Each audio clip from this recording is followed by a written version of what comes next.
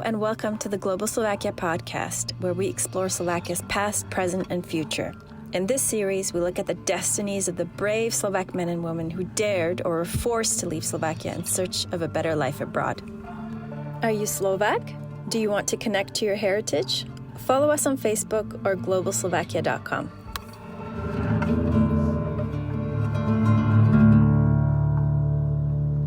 Hello, I'm your host, David Grega. Welcome to Global Slovakia Podcast. Today we are joined by Chris Stifel to talk about his family's Slovak connection, share with us some of his fascinating story, and how old photographs helped him make that connection with his Slovak roots. Hello, Chris. Welcome to our podcast.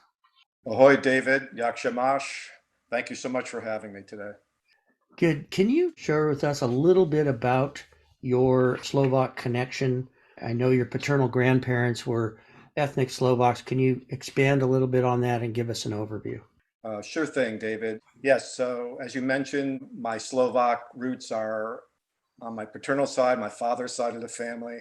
My grandmother, Julia Malinak, she was born and raised in Brtovce, a small village of about 180 people in northeast Slovakia. My grandfather, Janos Stifel, John Stifel, he was born in what is now Užhorod, Ukraine, a small village outside Užhorod called Umhuta.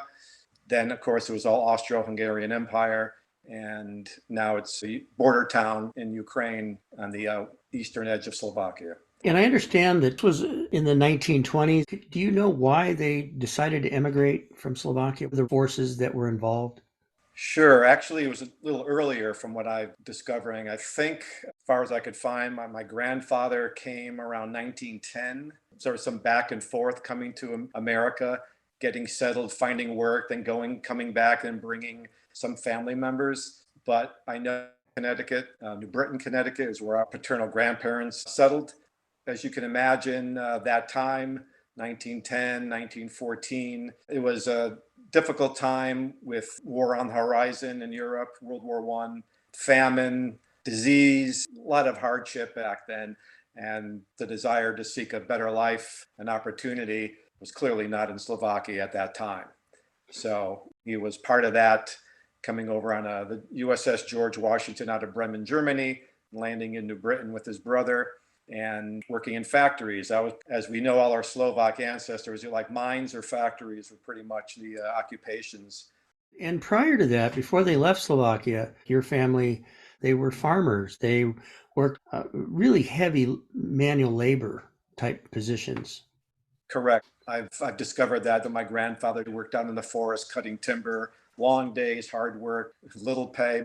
They had some fruit trees and they had some livestock, making ends meet with their own crops and food source and whatever work they could get in the forests. Same thing on my grandmother's side in Brtovce. There was a family farm. They had a piece of land. They worked the land. There might have been a small pension or hotel nearby. And my grandmother was like a maid. I guess there were maids and nannies and cooks at this pension. So that's as far as I know about what they did for income. That is amazing. Some of the hard work that they had to do in Slovakia kind of prepared them for hard work when they came over to America. Absolutely. From the forest to the factories, I guess you could say. Grandmother and grandfather worked in the factories, raised a family. My grandmother's parents lived with them in the same apartment building. There was the ethnic Slovak neighborhood in New Britain, Connecticut. So a lot of families were there. My grandmother's sisters raised their families all down the street within a 4 or 5 block radius. I did find out that my grandparents had their whole family, basically, my father and my aunt and my other uncles.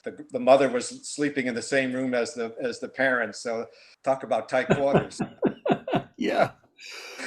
Tell me a little bit about how you keep your Slovak traditions and identity alive. What kinds of things were passed down to you that helps you to really celebrate your Slovak roots? Well, I think food really brings us together and bonds us, obviously, through the holidays and general celebrations and birthdays and weddings, all that traditional Slovak food of chalupka and pierogies and halushki, nut rolls and poppy seed rolls and mushroom soups. That's what I remember my grandmother making. My father took care of my grandmother as she got older and was always over there every weekend. And I would come as a young child, and my grandmother, was very happy to see me, and she'd make up food for me. As you can imagine, you're overwhelmed with all this food, but I latched onto the halupki and pierogies quite easily. And that was a huge part of our family.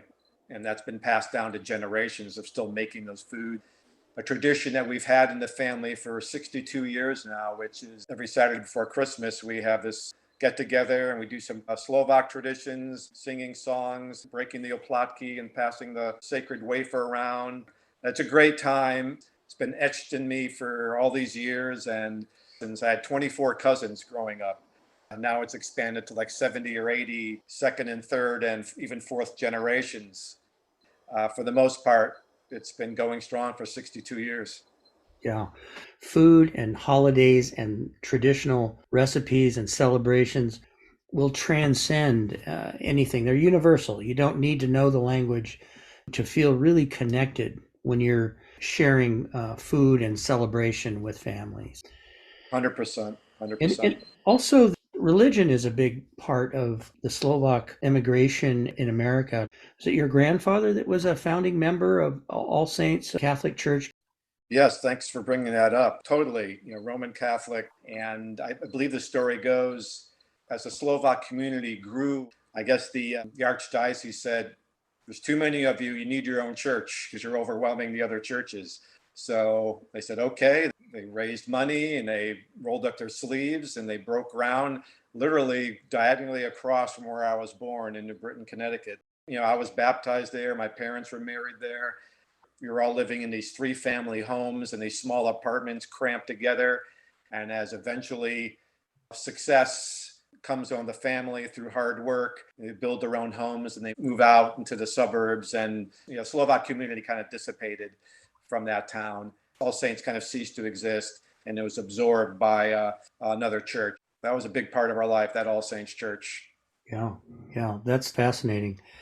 Chris, I'd like to shift now to a really important aspect of your story, and that is some of the letters and photographs that we alluded to earlier ended up being so precious to your Slovak roots. Can you share with us a little bit about that? Absolutely. So my grandmother had these letters that were passed to my father from the old country, starting from 1912 all the way to like 1970.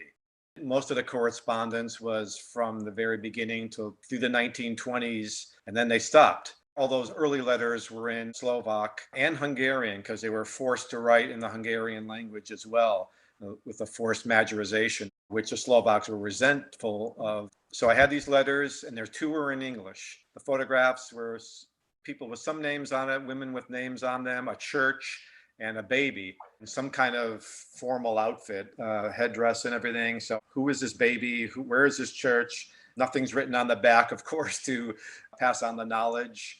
But I kept them. It was like a big mystery. I take them out every year or two and try to figure out and start doing some research. 5 or 6 years ago, I found a woman named Katerina in Silver Spring, Maryland, who knew Slovak and Hungarian, and she was able to translate these letters.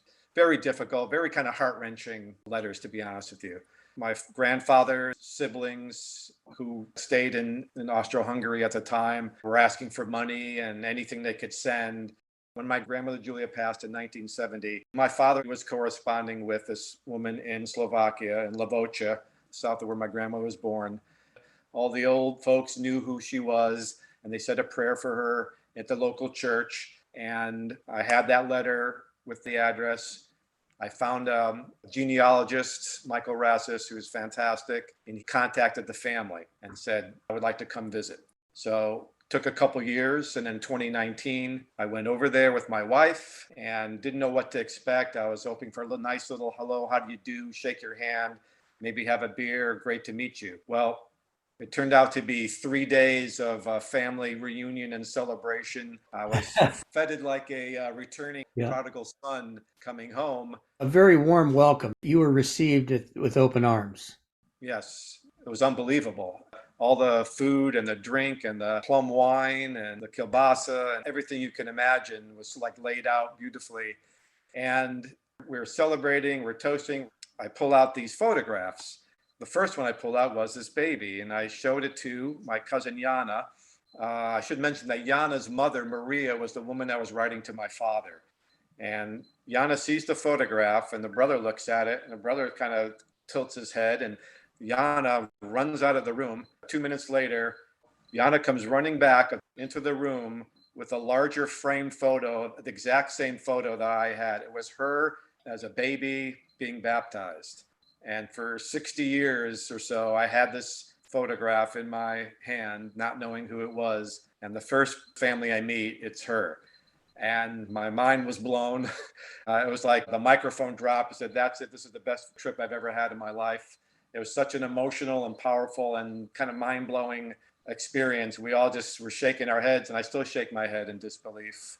Wow, what an amazing story. Talk about the impact and the emotion that it has on you. That's powerful. Well, thank you, Chris, for sharing that story. We're getting close to the end of our time here.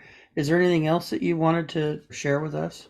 Yes, I do. I've been thinking about this, the reasons why our ancestors came over to build a better life. It's a classic immigrant story. And I think it was important to note that hearing all these wonderful stories and the stories of our Slovak ancestors and reuniting with long lost relatives, which is the icing on the cake, it's more than just personal anecdotes. I think all of our stories transcend time and place and family. My story is unique to me, extremely heartwarming. But how does it affect anyone else that's listening? Will anyone can remember my great-grandparents' names? No. But I think it shows the powerful connection to family that we all have in the solving of these mysteries. It's that deep desire to return to your roots. There was a reason I had these photographs, power of the baby staring at me, and the church where my grandmother was baptized in Bertovce. It was just extremely gratifying. I think we could all relate to that. These are universal truths that could be felt by all of us. This creates a greater understanding and appreciation of what they did for us and the sacrifices they made and carrying on those traditions back here in the States. So I'm not talking to you today without their sacrifice. And that's the true gift, I think, of sharing our stories. Absolutely. So well said, Chris. I wholeheartedly agree with you. It's that connection and that strong desire to want to reach out and find our roots and connect with it that makes it so special. And thank you so much for that summary and for sharing those thoughts with us. Well, I want to thank you for being part of our podcast today, and we will see you next time. Ďakujem. We hope you have enjoyed this episode of the Global Slovakia podcast. Theme music was composed and performed by Zoe Solar. Audio editor is Dea Partak. Global Slovakia is a non-for-profit organization founded and directed by Dr. Zuzana Pavlovic and Dr. Gabriela Beregaziova with the mission of sharing Slovakia with the world. If you like what you've heard, please donate at globalslovakia.com to help us continue to make this podcast possible. Thank you for listening, and we hope you join us next time for the Global Slovakia podcast.